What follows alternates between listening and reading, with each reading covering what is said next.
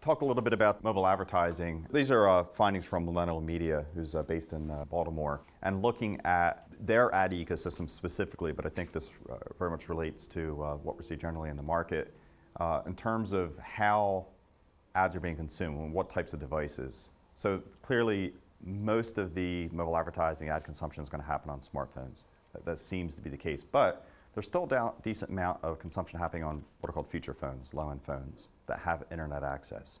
So you do maybe need to think about them a little bit, but certainly the expectation is the smartphone marketplace, which we talked about, is going to be where it's at. Now this is their experience, which again is a little bit different maybe from the adoption rate of devices. Well, you got Android, 51% of their smartphone ad consumption, right? So even though Android isn't maybe quite at the iPhone layer yet, what we're saying here is from a usage perspective that more and more ads are being consumed on Android than maybe on iPhone.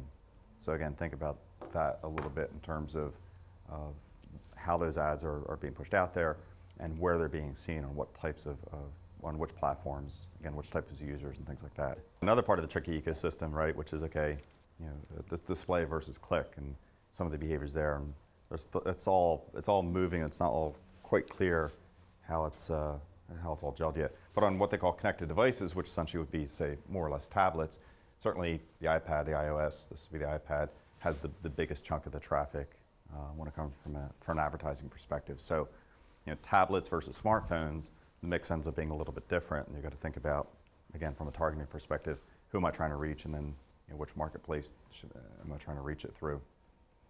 So that's just one quick stat. This is from a fairly comprehensive research report on all things mobile. And basically the point here is that it's still kind of up and down in terms of CPMs on mobile. This is over through 2010. It's just kind of very lumpy, and this is for 4 companies that they have in this firm KPCB has in their portfolio. So their CPMs, they're just seeing it kind of all over the place. It's not that consistent yet, which makes it a little bit tricky to predict kind of how this is all going to work and how this is going to flow. Location comes into play when we think about mobile advertising. Certainly, again, think about use cases, when and where consumers using these devices and what types of device that they have. So location-based advertising potentially becomes really important. So this survey with a company called JWire, how likely are you to engage with an ad that's relevant to your location? We're starting to see a pretty big number here. People starting to say, if this ad is relevant to where I am right now, I'm potentially more likely to engage with that advertiser.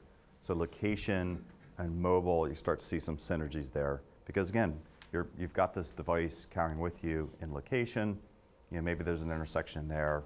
And thinking about how do you reach someone who's in a particular location. This was a point being made about mobile in terms of reach, targeting, engagement, viral, and transactional capability.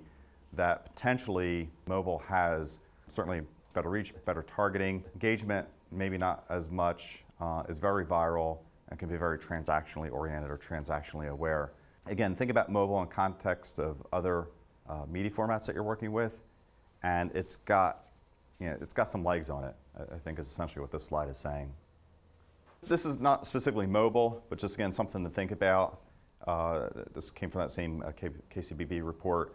So percent of time in media versus percent of advertising spending. So you're seeing time spent and ad spent going down in print, radio, and TV, and going up in internet, but not going up in internet as fast as these guys are going down, I think was the point that was being made here. So there's a huge amount of growth potential in internet marketing, and I think you can relate that also in terms of mobile marketing. Just think about that. Those consumership numbers going down in these other media formats, going up in internet, so there's certainly an opportunity there to be able to work through. Certainly text messages are very highly engaged with. So if you have a brand that's using text message marketing to push offers out to consumers that have opted in, very high engagement with those types of messages. When you get into advertising, traditional advertising, let's say you're running an ad in an app, then The numbers, as one chart I showed you, are kind of a bit all over the place right now. I think it depends a lot on who you're targeting, the type of ad, the type of app, and things like that. And as an industry, I don't think we've kind of seen it really gel yet. What's most effective in terms of ad units? Actually, if I flip through to this one, this is an example of there's a lot of experimentation going on right now. I guess the point I want to make around ad units in mobile. So this is a new ad unit called Text Plus, which combines text messaging with some interactive ad formats. So essentially you receive a text message, and with that text message you receive a very interactive ad that allows you to click through and do something. So we're seeing some combinations of text, which is just traditional 140, 160 character, not much you can do with it, being combined with some more rich media formats. So that's one example. And then you've got your in-app type advertising, which has now evolving a whole new set of ad formats. There's a lot of experimentation and playing going on right now, and that's why it's hard to get to the real ROI and the real numbers when it comes to mobile advertising. But it's kind of one of those points right now you have to probably get out there and think about getting some exposure and figuring out what works as opposed to waiting because the audience is here.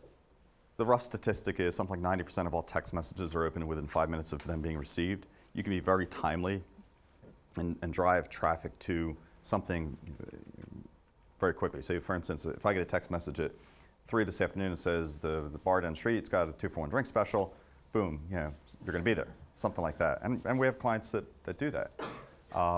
Very time-sensitive type stuff seems to be where text works best. Text doesn't seem to work best when you're pushing out an offer for something in 2 weeks. But for right here, right now, it's why we use text a lot in hotel properties to drive traffic to certain things, or in conferences and events or destinations, because it's very timely, and usually within say a 2-hour window seems to be what works really well for a lot of text, at least in my experience. The whole ad ecosystem is going to evolve. My view on mobile advertising ecosystem right now is I think you want to begin to get out there, get some experience, experiment a bit, like what you're doing with the PBJ, and learn. And I think it's just going to be a bit of an iterative process here.